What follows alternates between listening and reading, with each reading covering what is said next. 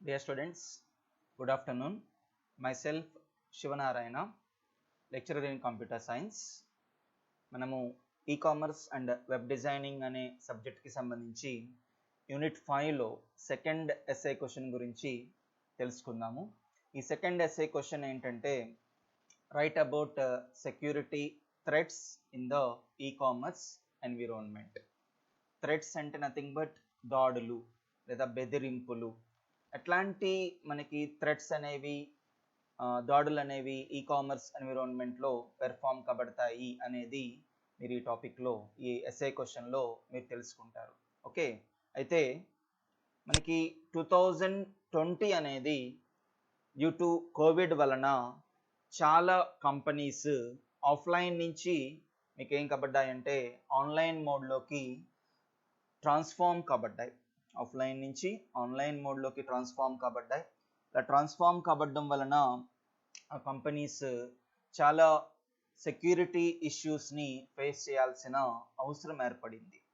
ఎలాంటి security issues అనేవి ఈ-కామర్స్కి సంబంధించిన అంటే ఆన్లైన్ బిజినెస్ చేసే కంపెనీస్ ఎట్లాంటి సెక్యూరిటీ ఇష్యూస్ని ఫేస్ చేస్తాయి అంటే కనుక ఆ సెక్యూరిటీ ఇష్యూస్ అన్నీ కూడా వన్ ఆఫ్టర్ అనదర్ మనం తెలుసుకుందాం. Number 1, financial frauds. ఈ ఫైనాన్షియల్ ఫ్రాడ్స్లో ఏంటంటే ఎప్పుడైతే మనకి ఆన్లైన్ బిజినెస్ అనేది స్టార్ట్ కాబడిందో, ఫస్ట్ ఆన్లైన్ బిజినెస్ స్టార్ట్ అయిన వెంటనే ఆన్లైన్ బిజినెస్ని హ్యాక్ చేస్తూ ఆ బిజినెస్ని డిస్టర్బ్ చేయడానికి సంబంధించిన హ్యాకర్స్ అనే వాళ్ళు కూడా, సైబర్ క్రిమినల్స్ అనే వాళ్ళు కూడా మీకు ఏం కాబడ్డారు, వాళ్ళు కూడా ఈ ఆన్లైన్ బిజినెస్లో ఏ ట్రాన్సాక్షన్స్ అయితే జరుగుతున్నాయో ఆ ట్రాన్సాక్షన్స్కి సంబంధించి వాళ్ళు ఏం చేయడం జరుగుతుంది, కస్టమర్స్కి సంబంధించిన బ్యాంక్ కార్డ్ డీటెయిల్స్ని స్టీల్ చేయడం, వాళ్ళ అకౌంట్ డీటెయిల్స్ని స్టీల్ చేయడం అనేది, అలాగే యాప్స్ని టార్గెట్ చేయడము, వెబ్సైట్స్ని టార్గెట్ చేయడం అనేది ఫస్ట్ ఆన్లైన్ బిజినెస్ స్టార్ట్ అయిన దగ్గర నుంచి కూడా హ్యాకర్స్ అనే వాళ్ళు కూడా స్టార్ట్ కాబడ్డారు. కాబట్టి వాళ్ళ అల్టిమేట్ గోల్ ఏంటంటే సైబర్ క్రిమినల్స్ వాళ్ళ సైబర్ క్రిమినల్స్ అంటారు వాళ్ళని, లేదా హ్యాకర్స్ అంటారు. వాళ్ళ అల్టిమేట్ గోల్ ఏంటంటే ఎవరైతే ఆన్లైన్లో పర్చేజెస్ని చేస్తున్న వాళ్ళ డెబిట్ కార్డ్ డీటెయిల్స్ని గెట్ చేసుకోవడం, క్రెడిట్ కార్డ్ డీటెయిల్స్ని గెట్ చేసుకోవడం, అనదరైజ్డ్గా వాళ్ళ డీటెయిల్స్ని గెట్ చేసుకుని వాళ్ళ అకౌంట్లోంచి ప్రొడక్ట్స్ని ఆర్డర్ చేసుకోవడం, లేకపోతే వాళ్ళ అకౌంట్లో ఉన్న మనీని వాళ్ళ అకౌంట్లోకి ట్రాన్స్ఫర్ చేసుకోవడం. ఓకే, ఈ పర్టిక్యులర్ టాస్క్స్ అనేవి హ్యాకర్స్ అనే వాళ్ళు ఏం చేయడం జరుగుతుంది, పెర్ఫామ్ చేయడం జరుగుతుంది. మోస్ట్లీ ఈ ఫైనాన్షియల్ ఫ్రాడ్స్లో 2 కామన్ ఫ్రాడ్స్ ఏంటి అన్నట్టయితే ఆ 2 కామన్ ఫ్రాడ్స్లో ఫస్ట్ వన్ ఏంటంటే క్రెడిట్ కార్డ్ అనేది స్టోలెన్ కాబడినట్టయితే కనుక, ఏ కస్టమర్కి సంబంధించిన క్రెడిట్ కార్డ్ అయినా సరే స్టోలెన్ కాబడినట్టయితే, ఒక క్రిమినల్ కనుక, ఒక సైబర్ క్రిమినల్ కనుక దాన్ని స్టోల్ చేసినట్టయితే కనుక వాళ్ళు ఏం చేస్తారు, ఆ క్రెడిట్ కార్డ్ డేటాని యూజ్ చేసుకుంటూ వాళ్ళు ఏం చేయడం జరుగుతుంది, గూడ్స్ని పర్చేస్ చేయడం జరుగుతుంది, కొన్ని సర్వీసెస్ని పర్చేస్ చేసుకోవడం జరుగుతుంది. That is the number 1 financial fraud మనకి ఈ-కామర్స్ ఎన్విరాన్మెంట్లో పెర్ఫామ్ కాబడేది. నెంబర్ 2 ఏంటన్నట్టయితే ఎవరైతే ట్యాక్స్ హోల్డర్స్ ఎవరైతే ఉన్నారో, ఇన్కమ్ ట్యాక్స్ అనేది ఎవరైతే రెగ్యులర్గా కడుతూ ఉంటారో, ఆ రెగ్యులర్గా కడుతున్న వాళ్ళకి మీకు రిటర్న్స్ వస్తాయి అని ఒక ఫేక్ మెసేజ్ని పంపించి వాళ్ళు రిటర్న్స్ వస్తాయి అనే అపోహలోకి వెళ్ళి వాళ్ళ డీటెయిల్స్ని వాళ్ళతో షేర్ చేసుకోవడం వలన కూడా వాళ్ళు ఏం చేస్తారు, వాళ్ళ అకౌంట్ డీటెయిల్స్ని వాళ్ళు ఏం చేస్తారు, ఎక్వైర్ చేసేస్తారు. ఎక్వైర్ చేసి రిటర్న్స్ రావడం కాదు, వాళ్ళ అకౌంట్లో ఉన్న డబ్బులు కూడా మనకి ఏం కాబడతాయి, స్టీల్ అయిపోతాయి. అకౌంట్లో డబ్బులు కూడా వాళ్ళ అకౌంట్స్లోకి ట్రాన్స్ఫర్ కాబడతాయి. కాబట్టి ఇట్లాంటి ఫ్రాడ్స్ అనేవి మనకి ఈ ఆన్లైన్లో ఈ-కామర్స్ ఎన్విరాన్మెంట్లో మనకు ఫైనాన్షియల్ ఫ్రాడ్స్గా మనకి పెర్ఫామ్ కాబడుతుంటాయి. నెక్స్ట్ వన్ ఏంటంటే, సెకండ్ వన్ ఏంటంటే ఫిషింగ్. ఈ ఫిషింగ్ అనేది ఏంటంటే నథింగ్ బట్ ఇదొక సైబర్ క్రైమ్. ఈ సైబర్ క్రైమ్లో ఏం జరుగుతుందంటే యూజర్కి సంబంధించిన కాన్ఫిడెన్షియల్ డేటాని స్టీల్ చేయడం జరుగుతుంది. అంటే వాళ్ళ క్రెడెన్షియల్స్ని స్టీల్ చేయడం జరుగుతుంది.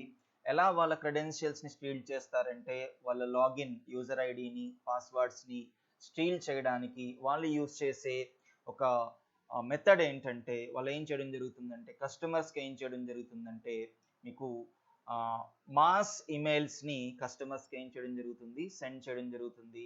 పాపులర్ బ్రాండ్స్ అనేవి మీకు పంపించడం జరుగుతుంది. రిబోక్ షూస్ అంటారు, లేదా ఐఫోన్స్ అంటారు. ఇలాంటివి సోషల్ మీడియాలో, వాట్సాప్లో మీకు ఏం చేయడం జరుగుతుంది, ఆ డీటెయిల్స్ని వాళ్ళు మాస్ ఈమెయిల్స్ని వాళ్ళు పంపించడం జరుగుతుంది. మాస్ ఈమెయిల్స్ని పంపించడం ద్వారా ఎవరైతే ఆ మాస్ ఈమెయిల్స్ని చూసి ఎవరైతే ఆ ఈమెయిల్స్కి రెస్పాండ్ అవుతారో, ఆ రెస్పాండ్ అయ్యే వాళ్ళు ఏం చేయడం జరుగుతుంది, రెస్పాండ్ అయిన వాళ్ళ కస్టమర్స్కి సంబంధించిన డీటెయిల్స్ని వాళ్ళు ఏం చేయడం జరుగుతుంది, వాళ్ళ డీటెయిల్స్ని, అకౌంట్ డీటెయిల్స్ని వాళ్ళు ఏం చేస్తారు, క్యాప్చర్ చేస్తారు. అలా క్యాప్చర్ చేయడం ద్వారా మీకు ఏంటండి, వాళ్ళ యొక్క క్రెడెన్షియల్స్ వాళ్ళు స్టీల్ చేసేయడం జరుగుతుంది. స్టీల్ చేసి వాళ్ళ అకౌంట్స్ పైన వాళ్ళు ఆపరేషన్స్, ట్రాన్సాక్షన్స్ పెర్ఫామ్ చేయడం జరుగుతుంది.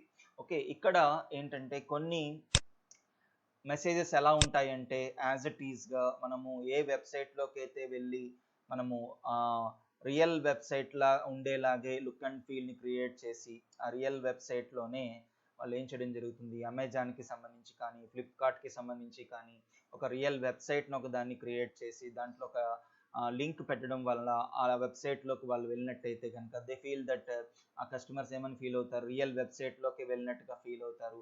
ఆ వెబ్సైట్లోకి వెళ్ళి వాళ్ళ క్రెడెన్షియల్స్ని ఎంటర్ చేస్తారు, బ్యాంక్ అకౌంట్ డీటెయిల్స్ని ఎంటర్ చేస్తారు. ఇలా ఎంటర్ చేయడం ద్వారా వాళ్ళు ఏం చేయడం జరుగుతుంది, వాళ్ళ యొక్క కాన్ఫిడెన్షియల్ డేటాని వాళ్ళు లూజ్ అయిపోవడం జరుగుతుంది. కాన్ఫిడెన్షియల్ డేటా ట్యాంపర్ అయిపోవడం జరుగుతుంది. ఆ డేటాని యూజ్ చేసుకుని వాళ్ళ అకౌంట్స్కి సంబంధించిన బ్యాంక్ అకౌంట్స్కి సంబంధించిన డెబిట్ కార్డ్ నెంబర్స్ని కానివ్వండి, లేదా క్రెడిట్ కార్డ్ నెంబర్స్ని కానివ్వండి, ఓకే, వాళ్ళు స్టీల్ చేయడం జరుగుతుంది. స్టీల్ చేసి వాళ్ళ అకౌంట్లో ఉన్న డబ్బుల్ని, అమౌంట్ని వాళ్ళు ఏం చేసుకోవడం జరుగుతుంది, వాళ్ళ అకౌంట్స్లోకి ట్రాన్స్ఫర్ చేసుకోవడం జరుగుతుంది.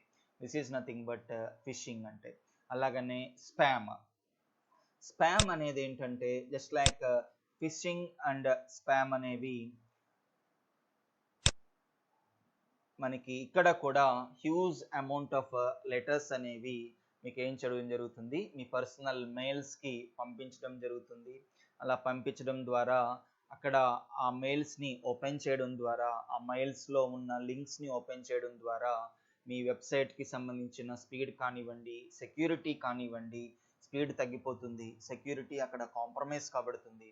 దట్ మీన్స్ అలాగే మీ కస్టమర్స్ ఎవరైతే మీకు మీ కస్టమర్స్ ఉన్నారో ఆ కస్టమర్స్కి సంబంధించిన డేటాని కూడా వాళ్ళు ఏం చేయడం జరుగుతుంది, హ్యాక్ చేయడం జరుగుతుంది. హ్యాక్ చేయడం ద్వారా వాళ్ళు ఏం చేస్తారు, వాళ్ళ యొక్క క్రెడెన్షియల్స్ని కూడా స్టీల్ చేయడానికి పాసిబిలిటీ ఉంటుంది. దట్ ఈస్ కాల్డ్ స్పామ్ అంటే. దట్ మీన్స్ హ్యూజ్ లెటర్స్ అంటే దట్ మీన్స్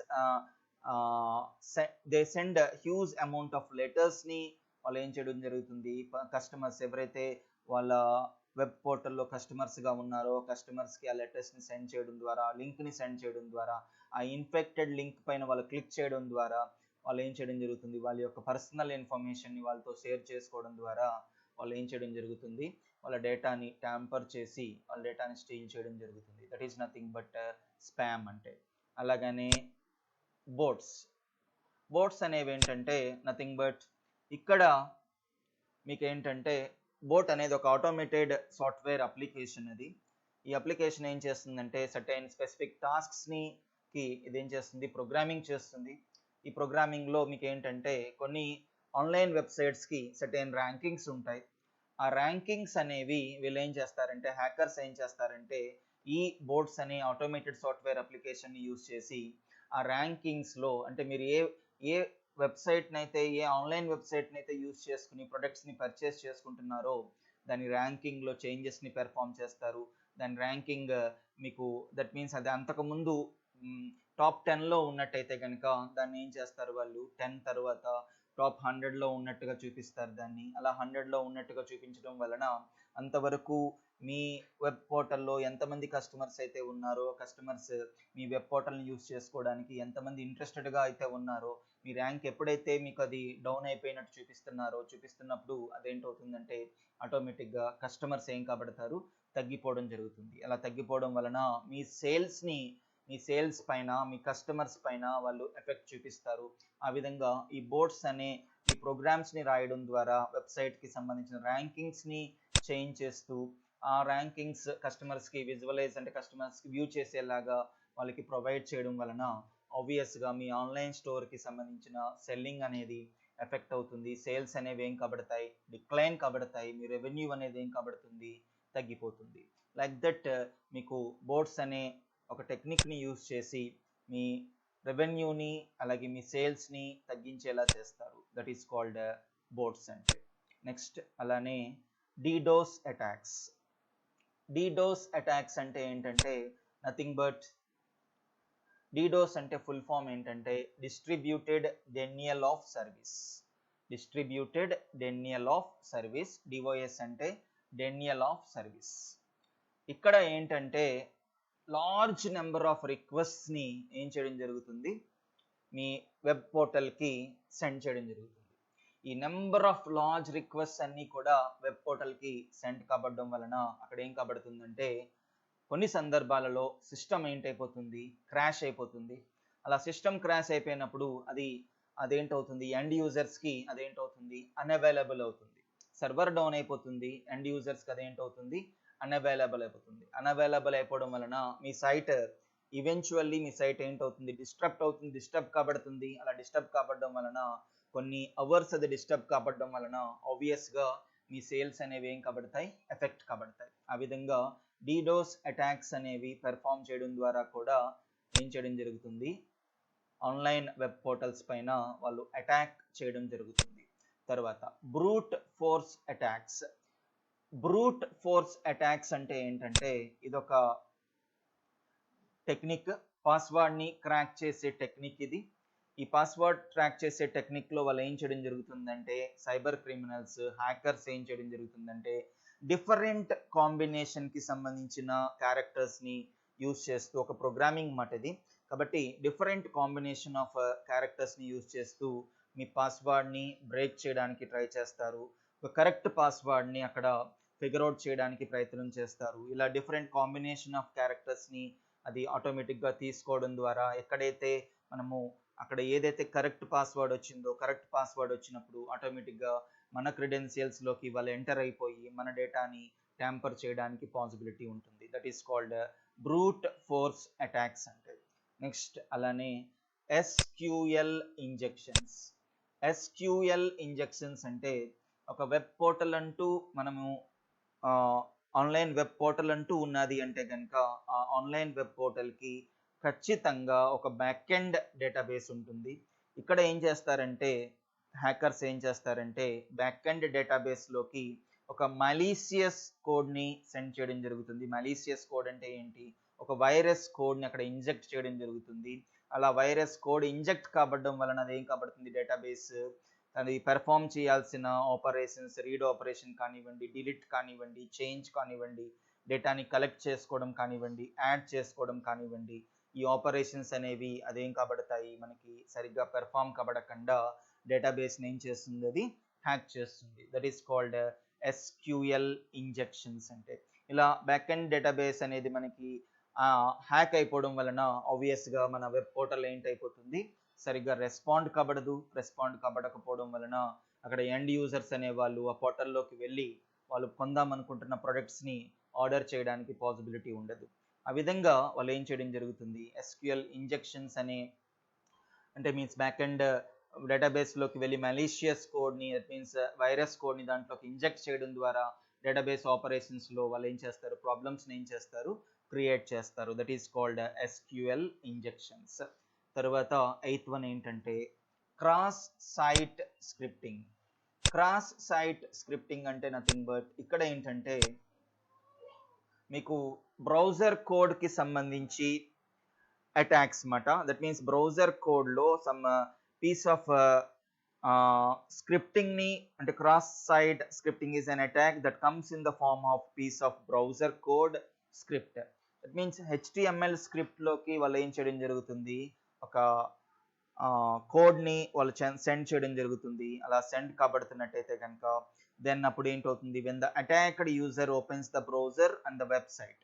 ఎప్పుడైతే యూజర్ ఆ బ్రౌజర్ని యూజ్ చేసి ఒక వెబ్సైట్ని ఓపెన్ చేసినప్పుడు ఆబ్వియస్గా ఆ బ్రౌజర్ కోడ్కి, దట్ మీన్స్ ఆ HTML కోడ్కి ఈ వైరస్ కోడ్ కూడా అటాచ్ అయ్యి ఉండడం వలన ఆ HTML కోడ్తో పాటు సైమల్టేనియస్గా ఈ మాలియసియస్ స్క్రిప్ట్ కూడా మీకు ఏం కాబడుతుంది, స్టార్ట్ కాబడుతుంది. స్టార్ట్ కాబడడం ద్వారా అక్కడ మీకు ఏంటవుతుంది, సెన్సిటివ్ డేటా అనేది ప్రొటెక్షన్ ఉండదు. సెన్సిటివ్ డేటా అనేది మనకి హ్యాకర్స్ ఏం చేస్తారు, డేటాని ఏం చేస్తారు, ట్యాంపర్ చేయడానికి పాసిబిలిటీ వస్తుంది. అంటే మీన్స్ క్రాస్ సైట్ స్క్రిప్టింగ్లో వెబ్సైట్స్ని డిజైన్ చేయడానికి ఏదైతే మనకి హైపర్ టెక్స్ట్ మార్కప్ లాంగ్వేజ్ని యూజ్ చేస్తామో ఆ హైపర్ టెక్స్ట్ మార్కప్ లాంగ్వేజ్లోకే వాళ్ళు ఏం చేయడం జరుగుతుంది, ఒక పీస్ ఆఫ్ కోడ్ని, మాలిసియస్ స్క్రిప్ట్ని ఆ కోడ్లోకి ఎంటర్ చేయడం, ఆ కోడ్లోకి యాడ్ చేయడం జరుగుతుంది. ఆ కోడ్లోకి యాడ్ చేసినప్పుడు ఆ వెబ్సైట్ని మనము రన్ చేస్తున్నప్పుడు ఆ కోడ్ రన్ కాబడుతున్నట్టయితేనే కదా మనకు వెబ్సైట్ వస్తుంది.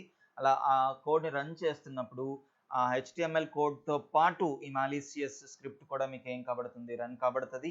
రన్ కాబడడం ద్వారా అక్కడ యూజర్ ఏదైనా ఆపరేషన్స్ని పెర్ఫామ్ చేస్తున్నప్పుడు, అక్కడ యాక్సెస్ చేస్తున్నప్పుడు, డేటా ఇస్తున్నప్పుడు అతను ఇస్తున్న ఆ సెన్సిటివ్ డేటాని అక్కడ ఏం చేయడం జరుగుతుంది, స్టీల్ చేయడం జరుగుతుంది. స్టీల్ చేయడం ద్వారా అక్కడ ప్రొటెక్షన్ అనేది ఏం కాబడుతుందండి, మిస్ అయిపోతుంది. దట్ మీన్స్ అలా డేటా ట్యాంపర్ కాబడుతుంది. ట్యాంపర్ కాబట్టి యూజర్కి సంబంధించిన క్రెడెన్షియల్స్లోకి వెళ్ళిపోయి వాళ్ళు ఏం చేయడం జరుగుతుంది, ఆపరేషన్స్ని ఏం చేయడం జరుగుతుంది, పెర్ఫామ్ చేయడం జరుగుతుంది. That is called cross site scripting అంటే.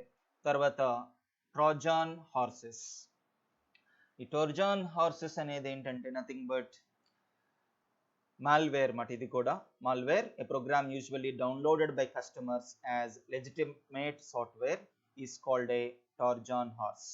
అంటే ఇక్కడ యూజర్స్ ఏంటంటే వాళ్ళంతటా వాళ్ళే కస్టమర్స్ ఏం చేస్తారు, అదొక what is it call legal సాఫ్ట్వేర్గా ఫీల్ అయ్యి ఒక సాఫ్ట్వేర్ని వాళ్ళంతటా వాళ్ళే డౌన్లోడ్ చేసుకుంటారు. అలా డౌన్లోడ్ చేసుకోవడం ద్వారా ఆ మాల్వేర్ ఏం చేస్తుందంటే, ఆ సాఫ్ట్వేర్ ఏం చేస్తుందంటే యూజర్కి సంబంధించిన క్రెడిట్ కార్డ్ డీటెయిల్స్ని కానివ్వండి, డెబిట్ కార్డ్ డీటెయిల్స్ని కానివ్వండి, ఆ డీటెయిల్స్ అన్నీ కూడా ట్యాంపర్ చేయడానికి పాసిబిలిటీ వస్తుంది.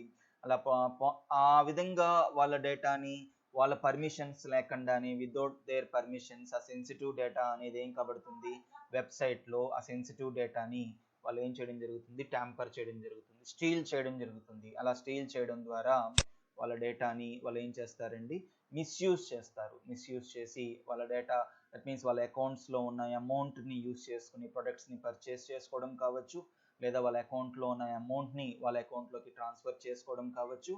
ఇలాంటి ఆపరేషన్స్ హ్యాకర్స్ ద్వారా మనకి ఏం కాబడతాయి, పెర్ఫామ్ కాబడతాయి. ఓకే, లైక్ దట్ మనకి ట్రోజన్ హార్స్. నెక్స్ట్ వన్ ఏంటంటే 10th one, man in the middle. ఇక్కడ ఏంటంటే సైబర్ క్రిమినల్స్ అనేవాళ్ళు, దట్ మీన్స్ ఒక స్టోర్కి కస్టమర్కి మధ్యలో మీకు ఏంటంటే వాళ్ళు దేని ద్వారా అయితే, దట్ మీన్స్ వైఫై ద్వారా, ఒక క్లయింట్ కనుక ఒక వైఫైకి కనెక్ట్ అయ్యి, వైఫై నెట్వర్క్కి కనెక్ట్ అయ్యి ఆపరేషన్స్ని పెర్ఫామ్ చేస్తున్నట్టయితే కనుక, ఆ వైఫై కనుక ప్రొటెక్టెడ్ వైఫై కానెక్ట్ అయితే కనుక వీళ్ళు ఏం చేయడం జరుగుతుంది, దాన్ని అడ్వాంటేజ్గా తీసుకుని ఆ వైఫైకి సంబంధించిన పాస్వర్డ్ అంటే ఆ వైఫైని ట్యాంపర్ చేయడం ద్వారా వాళ్ళు ఏం చేయడం జరుగుతుంది, ఆ యూజర్స్కి సంబంధించిన, కస్టమర్స్కి సంబంధించిన డేటాని, సెన్సిటివ్ డేటాని స్టీల్ చేయడానికి పాసిబిలిటీ ఉంటుంది. That means man in the middle. Okay, that means ఇక్కడ యాక్చువల్గా ఆన్లైన్ పోర్టల్కి అలానే కస్టమర్స్కి బిట్వీన్గా వాళ్ళు ఆ డేటాని యాక్సెస్ చేసుకుంటున్నప్పుడు వాళ్ళు పబ్లిక్ వైఫైస్ని కనుక వాళ్ళు యూజ్ చేస్తున్నట్టయితే కనుక ఆ పబ్లిక్ వైఫైస్ కొన్ని అన్ప్రొటెక్టెడ్గా ఉంటాయి. కాబట్టి అన్ప్రొటెక్టెడ్గా ఉన్న ఆ వైఫైని వాళ్ళు ఏం చేస్తారు, హ్యాకర్స్ అనే వాళ్ళు ఏం చేస్తారు, దాన్ని ట్యాంపర్ చేస్తారు, వైఫై పాస్వర్డ్స్ని ట్యాంపర్ చేస్తారు. ట్యాంపర్ చేయడం ద్వారా మీకు ఏం చేస్తారు, వాళ్ళకి సంబంధించిన ఆ వైఫైకి ఎవరైతే కనెక్ట్ అయ్యి ఉన్నారో ఆ కస్టమర్స్కి సంబంధించిన డేటాని వాళ్ళు ఏం చేయడం జరుగుతుంది, అడ్వాంటేజ్గా తీసుకుని, అన్ప్రొటెక్టెడ్ వైఫైని అడ్వాంటేజ్గా తీసుకుని వాళ్ళ డేటాని వాళ్ళు ఏం చేస్తారు, స్టీల్ చేసి అక్కడ వాళ్ళ అకౌంట్కి సంబంధించిన డీటెయిల్స్ని వాళ్ళు ఏం చేయడం జరుగుతుంది, స్టీల్ చేయడం జరుగుతుంది. స్టీల్ చేయడం ద్వారా వాళ్ళు ఏం చేయడం జరుగుతుంది, ఐదర్ ప్రొడక్ట్స్ని పర్చేస్ చేయడము, వాళ్ళ అమౌంట్నే యూజ్ చేసుకుంటూ, ఆ కస్టమర్స్కి సంబంధించిన అమౌంట్నే యూజ్ చేసుకుంటూ ప్రొడక్ట్స్ని పర్చేస్ చేయడం కానివ్వండి, లేదా వాళ్ళ అకౌంట్లో ఉన్న అమౌంట్ని వాళ్ళ అకౌంట్లోకి ట్రాన్స్ఫర్ చేసుకోవడం కానివ్వండి. ఇలాంటి ఆపరేషన్స్ అనేవి మీకు సైబర్ క్రిమినల్స్, హ్యాకర్స్ ఏం చేస్తారు, పెర్ఫామ్ చేస్తారు. దట్ ఈస్ అబౌట్ ఇలాంటి వేరియస్ సెక్యూరిటీ థ్రెట్స్ అనేవి మీకు ఈ కామర్స్ ఎన్విరాన్మెంట్లో ఏం కాబడతాయి, మీకు పెర్ఫామ్ కాబడతాయి. కాబట్టి ఒక ఎస్ఏ క్వశ్చన్గా అడిగినప్పుడు explain about various security threats in e-commerce environment అని అడిగిన, లేదా write about security threats in the e-commerce environment అని అడిగిన, మీరు ఒక 10 మార్క్స్ క్వశ్చన్గా మీరు ఈ 10 పాయింట్స్ని 10 సైడ్ హెడ్డింగ్స్ని పెట్టి మీరు ఎక్స్ప్లెయిన్ చేయాల్సి ఉంటుంది. కాబట్టి ఈ-కామర్స్లో జరిగే థ్రెట్స్ ఏంటి అన్నట్టయితే కనుక ఈ 10 థ్రెట్స్ అనేవి ఈ-కామర్స్ ఎన్విరాన్మెంట్లో మనకి ఏం కబడతాయి, పెర్ఫామ్ కబడతాయి. Okay, thank you.